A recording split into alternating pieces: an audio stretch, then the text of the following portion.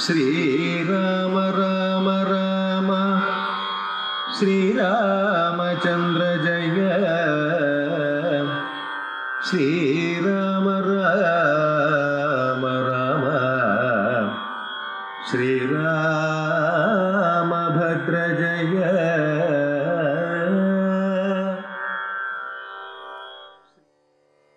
ഹരേ കൃഷ്ണ കൃഷ്ണ കൃഷ്ണ ഹരേ ഹരേ, ഹരേ രാമ രാമ രാമ ഹരേ ഹരേ, ഹരേ കൃഷ്ണ കൃഷ്ണ കൃഷ്ണ ഹരേ ഹരേ.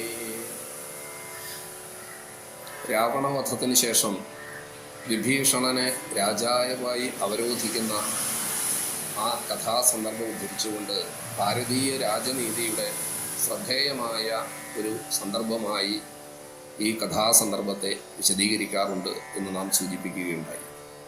ഇത് നമ്മുടെ ഇതിഹാസ പുരാണങ്ങളിൽ പല സന്ദർഭങ്ങളിലും വ്യക്തമായി കാണാൻ കഴിയും.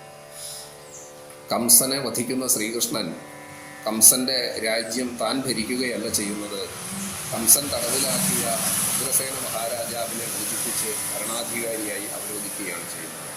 അതുപോലെ ശ്രീകൃഷ്ണ ഭഗവാനും സത്യഭാമയും കൂടി പ്രാഗ്ജ്യോതിഷത്തിൽ പോയി നരകാസുരനെ വധിക്കുന്ന ശ്രീകൃഷ്ണൻ പ്രാഗ്ജ്യോതിഷത്തിൻ്റെ ഭരണം താൻ ഏറ്റെടുക്കുന്നില്ല, മറിച്ച് നരകാസുരൻ്റെ പുത്രനെ ഭരണാധികാരിയായി അവരോധിക്കുകയാണ് ചെയ്യുന്നത്. അതുപോലെ തന്നെ ലങ്കാധിപനായ രാവണന്റെ വധത്തിന് ശേഷം ചില കഥകളിൽ പറയുന്നു, ലക്ഷ്മണൻ ചോദിക്കുന്നതായി, ഭരതൻ അയോധ്യ ഭരിച്ചുകൊള്ളട്ടെ, ഈ ലങ്ക നമുക്ക് ഭരിച്ചാൽ എന്താ എന്ന് ചോദിക്കുന്നതായി ചില കഥകളിൽ പറയുന്നുണ്ട്. ഇതിന് ഭഗവാൻ ശ്രീരാമചന്ദ്രൻ പറയുന്ന മറുപടി, അഭിസ്വർണമയി ലങ്ക ലക്ഷ്മണോപി നരുച്യതേ ജനനീ ജന്മഭൂമി ച സ്വർഗാദപിഗരീയസി എന്നാണ്. ഇപ്രകാരം പെറ്റമ്മയും പിറന്ന നാടും സ്വർഗത്തേക്കാൾ മഹത്തരമാണ് എന്ന വിശിഷ്ടമായ ഉദ്ഘോഷണത്തെയാണ് ശ്രീരാമചന്ദ്രൻ പറഞ്ഞു നൽകുന്നത്. ഒപ്പം നമ്മുടെ രാജ്യവും നമ്മുടെ സംസ്കാരവും നമ്മുടെ പൈതൃകവും നമുക്ക് എത്രത്തോളം ശ്രേഷ്ഠമാണോ, അതുപോലെ തന്നെ രാക്ഷസ വംശജർക്ക് അവരുടെ സാംസ്കാരിക ധാരയുടെ പിന്തുടർച്ചയാണ് ഉണ്ടാകേണ്ടത് എന്ന സന്ദേശത്തെ പറഞ്ഞു നൽകിക്കൊണ്ട് രാവണന്റെ കനിഷ്ഠ സഹോദരനായ വിഭീഷണനെ ഭരണാധികാരിയായി അവരോധിക്കുന്ന കാഴ്ചയാണ് നമുക്ക് ലങ്കയിൽ കാണാൻ കഴിയുന്നത്. ഇതിന് നമ്മുടെ പുരാണ ഇതിഹാസങ്ങളിൽ ഒരു അപവാദം കാണുന്നത് മഹാബലി ചക്രവർത്തിയുടെ കഥയാണ്. മഹാബലി ഭൂമിയും സ്വർഗവും പാതാളവും കീഴടക്കി എന്ന് പറയുമ്പോൾ രാക്ഷസന്മാരുടെ അധികാരപരിധിയിലുള്ള സ്ഥലത്തിനപ്പുറത്ത് ദേവന്മാരുടെ ലോകവും കീഴടക്കി അവിടെ അധിനിവേശം നടത്തിയ ഒരു ഭരണാധികാരിയായിട്ടാണ് മഹാബലിയെ കാണാൻ കഴിയുക. സാമ്രാജ്യത്വം എന്ന് പറയുന്ന ഒരു അധിനിവേശത്തിൻ്റെ സിമ്പൽ ആയിട്ടാണ് മഹാബലി ചക്രവർത്തി നമ്മുടെ പുരാണങ്ങളിൽ പ്രത്യക്ഷപ്പെടുന്നത്. ധർമ്മിഷ്ഠനും നീതിമാനും ഒക്കെയായി നാം വിശേഷിപ്പിക്കപ്പെടുന്ന മഹാബലി ചക്രവർത്തി, ആ മഹാബലിയുടെ ഭാഗത്തുള്ള തിന്മ എന്താണ് എന്ന് ചോദിച്ചാൽ തൻ്റെ അധികാര പരിധിക്ക് അപ്പുറത്തുള്ള ദേശങ്ങളിലേക്ക് കടന്നു ചെല്ലുകയും അവിടെ അധീശത്വം ഉറപ്പിക്കുകയും ചെയ്തു എന്നുള്ളതാണ്.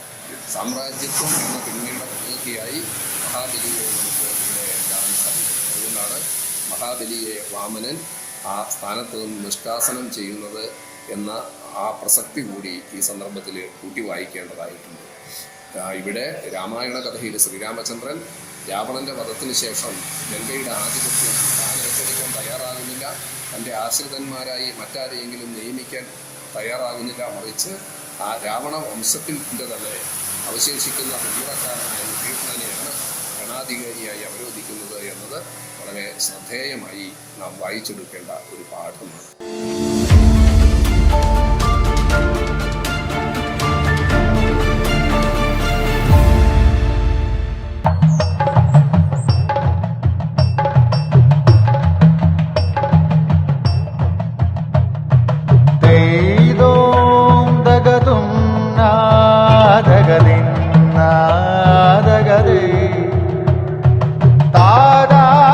Relax.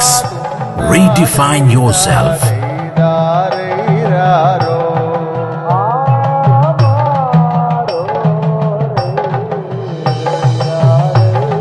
Green Planet Hotel, near Kannur Airport, Mattannur.